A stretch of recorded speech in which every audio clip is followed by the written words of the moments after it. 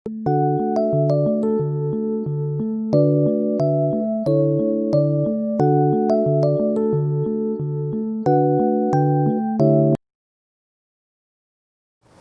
Friends, मैं अमित शर्मा नए video के साथ आपके पास उपस्थित हूं। आज हम करने वाले हैं इलेक्ट्रोस्टैटिक का थर्ड पार्ट, तीसरा चैप्टर, जिसके अंदर हमें विद्युत विभव के बारे में जानकारी लेनी है। विद्युत विभव ये कहां से आया और कैसे आया और इसकी आवश्यकता क्यों पड़ी। तो आपको मालूम होगा कि एक कोई भी हम आवेश लें, जैसे मान लिया ये मैंने आवेश ले लिया, इस आवेश के चारों ओर विद्युत क्षेत्र उत्पन्न होता है, क्योंकि यह मूलभूत गुण है आवेश का। जो भी आवेश होगा उसके चारों ओर विद्युत क्षेत्र उत्पन्न होगा ही, ठीक है नहीं। अब विद्युत क्षेत्र में किसी बिंदु पर अगर हम परीक्षण आवेश रखते हैं तो यह विद्युत बल का अनुभव करता है। मैंने परीक्षण आवेश की बात की है, कोई सा भी आवेश रखेंगे तो उसके अंदर बल का अनुभव होगा। बल और आवेश का अनुपात ही विद्युत क्षेत्र कहलाता है, ये हमें मालूम है। ये पूरा टॉपिक स्थिर विद्युतिकी के अंदर है। स्थिर विद्युतिकी मतलब यहां पर स्थिर विद्युत क्षेत्र उत्पन्न होता है। स्थिर विद्युत क्षेत्र में परीक्षण आवेश पर बल लगता है तो उस बिंदु पर विद्युत क्षेत्र की तीव्रता प्राप्त की जा सकती है। अब इस स्थिर विद्युत क्षेत्र में परीक्षण आवेश को हमें विस्थापित करना है, ठीक है नहीं। मान लिया इसे मैंने यहां से, ये बल लग रहा था, बल के साथ ही मैंने क्या किया, इसमें विस्थापन किया, ठीक है नहीं। विद्युत क्षेत्र में अब जरा देखेंगे, विद्युत क्षेत्र धनावेश पर होता है, यह सदैव किधर से किधर होगा, केंद्र से अनंत की ओर होता है। इस तरीके से मैं यहां पर यह मान के चलता हूं कि अगर मैं अपनी सरलता के लिए, जिससे कुछ परेशानी ना हो, आसानी से समझ में आ जाए चीजें, ये Q0 आवेश था, यहां पर ये बल लग रहा था। बल के कारण इस आवेश को यहां से मैंने यहां पर विस्थापित कर दिया, डी विस्थापन कर दिया। ए बिंदु से बी बिंदु तक मैंने डी विस्थापन किया। जब मैंने इस पर डी विस्थापन किया तो बल के साथ ये डी विस्थापन हुआ। बल के साथ ये जो विस्थापन है ये क्या होगा, कार्य को निरूपित करता है। बल और विस्थापन, बल गुणा विस्थापन बराबर कार्य। तो इस तरीके से परीक्षण आवेश पर लगने वाला बल विस्थापन के कारण कार्य में बदल जाता है। तो बल और आवेश एक विद्युत क्षेत्र को निरूपित करते हैं। अब बात आ गई, इसमें विस्थापन शामिल हो गया, बल और विस्थापन मिलकर कार्य बन गया, तो एक ये नई विद्युत राशि बन गई, सही है नहीं। अब इस नई विद्युत राशि की सहायता से नई भौतिक राशि को बताना जरूरी है। ये भौतिक राशि किस पर निर्भर होगी, परीक्षण आवेश पर किए गए कार्य को निरूपित करती है। ये कार्य और परीक्षण आवेश का अनुपात उस बिंदु पर नई भौतिक राशि को बताता है, नई भौतिक राशि को व्यक्त करेगा, सही है नहीं। ये नई भौतिक राशि कहलाती है विद्युत विभव। विद्युत विभव नई भौतिक राशि, इसको V से रिप्रेजेंट करते हैं, V बराबर W/Q0। यह हो जाएगा जूल पर कूलाम। यह नई भौतिक राशि उत्पन्न हो गई। तो यह नई भौतिक राशि विद्युत विभव क्या काम करती है, विद्युत क्षेत्र में किसी आवेश के विस्थापन की दिशा को व्यक्त करती है। विद्युत क्षेत्र में आवेश के विस्थापन की दिशा, विस्थापन गति के साथ होगा तो क्या होगा, विस्थापित होगा मतलब गति करेगा, तो विस्थापन की दिशा यानी कि गति की दिशा को व्यक्त करता है। न्यूमेरिकल वैल्यू के लिए इसकी सबसे ज़्यादा ज़रूरत पड़ती है। इसका उपयोग सबसे पहले लाप्लास, ग्रीन व पॉइसन, इन 3 वैज्ञानिकों ने मिलकर विद्युत विभव की रचना की और इससे संबंधित आंकिक प्रश्नों को, न्यूमेरिकल वैल्यूज को हल किया। ये आवेश है। जहां पर मैं ये निशान बनाऊंगा उसका मतलब होगा विद्युत क्षेत्र। सही है। मैंने यहां पर एक आवेश लिया +Q। अब ये विद्युत क्षेत्र इस पर बल अप्लाई करेगा। ये वाला बल कौन सा बल कहलाएगा? विद्युत क्षेत्र के कारण विद्युत बल है। ठीक है ना, इलेक्ट्रिक फोर्स को व्यक्त करता है।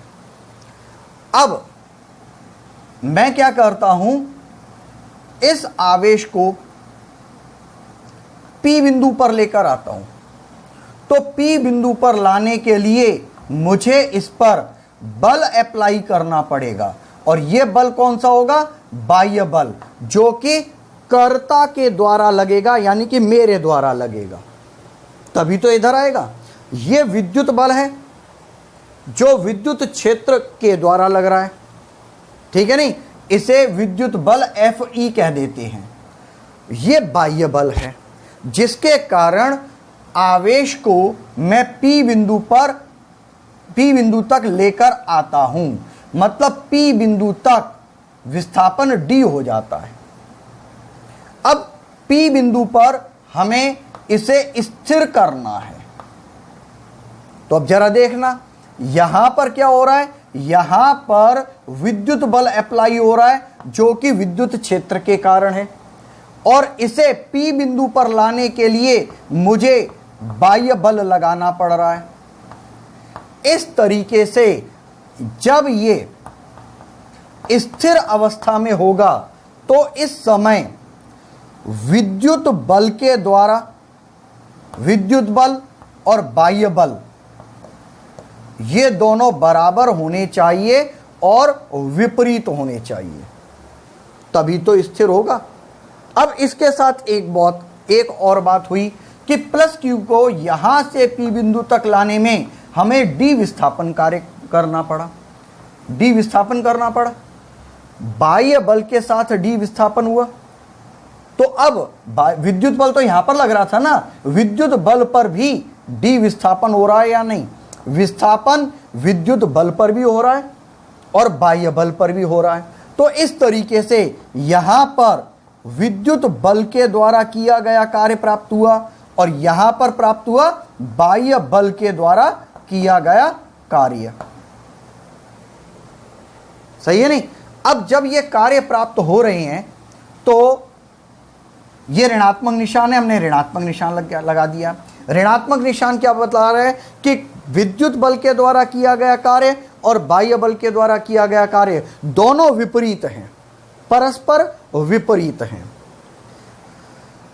कार्य किस में बदलता है? अपने आप में कार्य स्थितिज ऊर्जा में बदलता है। दोनों ही कार्य स्थितिज ऊर्जा में बदलेंगे। जब आवेश को यहां पर स्थिर किया है तो बाह्य बल के द्वारा किया गया कार्य स्थितिज ऊर्जा में परिवर्तित होगा, और यहां पर विद्युत बल के द्वारा किया गया कार्य स्थितिज ऊर्जा में परिवर्तित होगा। अब बात यह आती है, इस विद्युत क्षेत्र के कारण P बिंदु पर अगर हमें स्थितिज ऊर्जा ज्ञात करनी है तो यह क्या हो जाएगी? यहां पर यह कार्य क्या बदलेगा? यह कार्य ही क्या बन गया? स्थितिज ऊर्जा में परिवर्तित हो गया। कार्य ही तो बदलता है स्थितिज ऊर्जा में, तो यह कार्य स्थितिज ऊर्जा में परिवर्तित हो गया। और यह स्थितिज ऊर्जा किसके बराबर होगी? बाह्य बल के द्वारा किए गए कार्य के बराबर होगी और ऋणात्मक होगी। तो विद्युत क्षेत्र के कारण किसी बिंदु पर उत्पन्न स्थितिज ऊर्जा का मान बाह्य बल के द्वारा किए गए कार्य के मान के बराबर होता है। आप इसे एक तरीके से समझिएगा कि जमीन पर एक ईंट रखी हुई है, सही है नहीं, और अगर हमें जमीन से 1 या 2 हाथ ऊंचाई पर हमें पता करना है कि जमीन की स्थितिज ऊर्जा कितनी है, तो जमीन तो बताने से रही वहां पर ऊर्जा कितनी है, अननोन है, एटमॉस्फेयर, वहां पर कुछ भी नहीं मालूम है। हम क्या करेंगे, जमीन से एक ईंट को उठाएंगे और उस ऊंचाई तक लेकर जाएंगे, सही है नहीं। हम ईंट पर बल लगाकर उस ऊंचाई तक विस्थापन करते हैं, तो बल और विस्थापन मिलकर कार्य हो गया। यह कार्य कौन का हुआ, एक व्यक्ति के द्वारा किया गया कार्य हुआ, सही है नहीं। पृथ्वी क्या करती है, आकर्षण बल लगाती है, गुरुत्वाकर्षण बल लगाती है। तो हम क्या कर रहे हैं, गुरुत्वाकर्षण बल के विरुद्ध कार्य कर रहे हैं। तो हमारे द्वारा उस बिंदु तक जितना कार्य किया जाता है वही कार्य गुरुत्वाकर्षण बल के द्वारा भी किया जाता है। गुरुत्वाकर्षण उसे नीचे की ओर लाने के लिए कार्य करता है, हम उसे ऊपर ले जाने के लिए कार्य करते हैं, दोनों कार्य बराबर होते हैं। इस तरीके से हमारे द्वारा किया गया कार्य ही उस बिंदु पर गुरुत्वाकर्षण की स्थितिज ऊर्जा के बराबर हो जाता है। ठीक इसी तरह से P बिंदु पर विद्युत क्षेत्र की स्थितिज ऊर्जा का मान बाह्य बल के द्वारा किए गए कार्य के बराबर होता है, परंतु विपरीत होता है। बात समझ में आ गई। इसे हम इस रूप में करते हैं, du equal to minus dw। अगर अल्प कार्य है तो अल्प स्थितिज ऊर्जा होगी। इसका उपयोग हम न्यूमेरिकल वैल्यूज के लिए करेंगे, ठीक है नहीं। अब यहां पर इस पूरी रूपरेखा का मतलब क्या हुआ, जरा एक बार ध्यान से सुनिएगा। हम क्या करते हैं कि आवेश को धीमी गति से, अत्यंत धीमी गति से P बिंदु तक लेकर आते हैं। धीमी गति से और एक समान गति होती है, एक समान गति। समान गति होगी मतलब v1 बराबर v2 होगा। जब वेग बराबर होगा प्रत्येक बिंदु पर, तो वेग में परिवर्तन बटे समय मतलब त्वरण। त्वरण वेग में परिवर्तन बटे समय v2 माइनस v1 बटे t। क्योंकि v1 बराबर v2 के, तो वेग में परिवर्तन 0, t a बराबर क्या हो गया 0। जब हम आवेश को अत्यंत धीमी गति के साथ P बिंदु तक लेकर आते हैं तो उसके वेग में परिवर्तन समान होता है, जिसके कारण प्रत्येक बिंदु पर त्वरण का मान भी 0 हो जाता है। जब त्वरण 0 होगा मतलब ये अत्वरित गति होगी, जिसके अंदर त्वरण नहीं होता है, त्वरणहीन गति होती है। अब बात करते हैं जब त्वरण यहां पर 0 हो गया तो अब कार्य ऊर्जा प्रमेय लेते हैं। कार्य ऊर्जा प्रमेय, कार्य ऊर्जा प्रमेय क्या करती है कि कार्य किसके बराबर होता है, गतिज ऊर्जा में परिवर्तन के बराबर होता है। क्लियर है। गतिज ऊर्जा में परिवर्तन का मतलब क्या हुआ,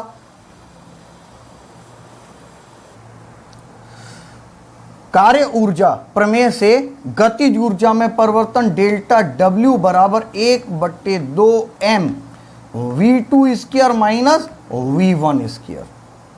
ठीक है नहीं। अब यहां पर डेल्टा W 1/2m। अब देखो यहां पर जब वेग समान है तो प्रत्येक बिंदु पर गतिज ऊर्जा का मान भी समान होगा, सही है नहीं। वेग समान है तो वेग समान होगा, तो यहां पर क्या हो जाएगा, v1² माइनस v1², मतलब किया गया कार्य शून्य हो जाएगा या नहीं। जब एक चक्र में किया गया कार्य शून्य होता है तो वे बल संरक्षी बल कहलाते हैं, सही है नहीं। तो संरक्षी बल यह सिद्ध हो गया इसी प्रक्रिया से कि ये संरक्षी बल होते हैं, विद्युत बल संरक्षी बल भी होते हैं। यह सिद्ध करने के लिए हमें क्या करना पड़ेगा, हमें आवेश को अत्यंत धीमी गति से लाना पड़ेगा। प्रत्येक बिंदु पर वेग का मान समान होना चाहिए, मतलब उसकी गतिज ऊर्जा समान होनी चाहिए। गतिज ऊर्जा समान होगी, वेग समान होगा, तो त्वरण का मान शून्य होगा, सही नहीं।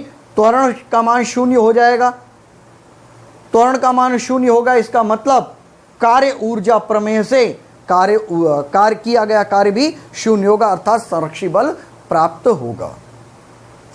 ये सब चीजें हमें इसकी इस परिभाषा में चाहिए।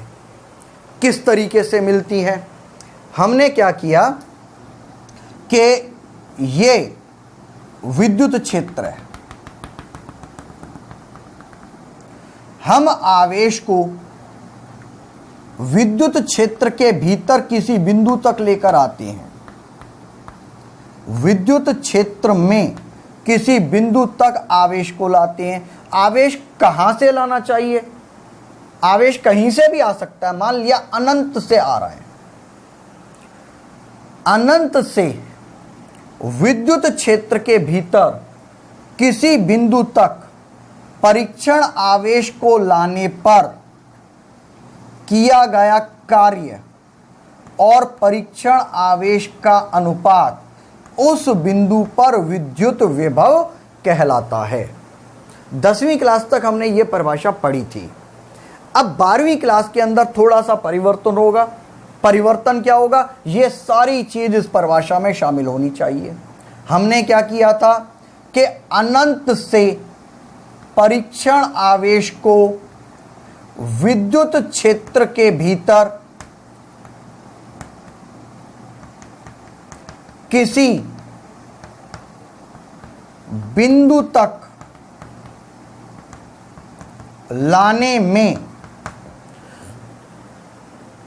यहां तक होगी बात। अब ये सब कहां पे काम होगी, गतिज ऊर्जा में परिवर्तन नहीं होना चाहिए। तो ये क्या करें, बिंदु तक लाने में गतिज ऊर्जा में परिवर्तन किए बिना लाने पर क्षेत्र के विरुद्ध किया गया कार्य व परीक्षण आवेश का अनुपात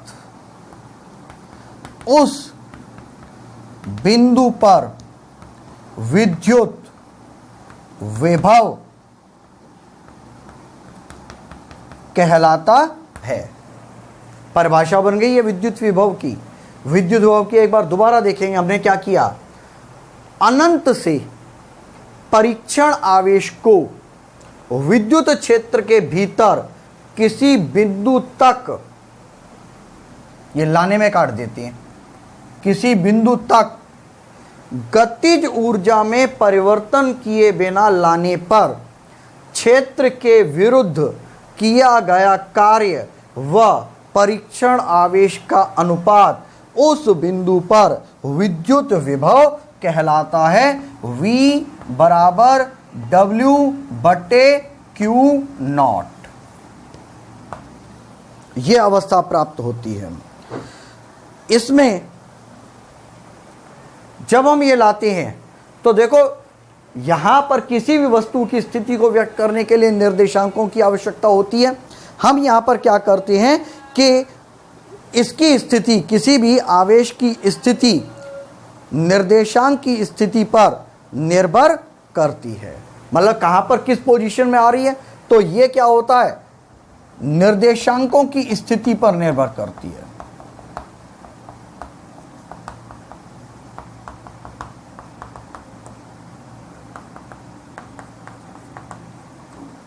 निर्देशांकों की स्थिति पर निर्भर करती है।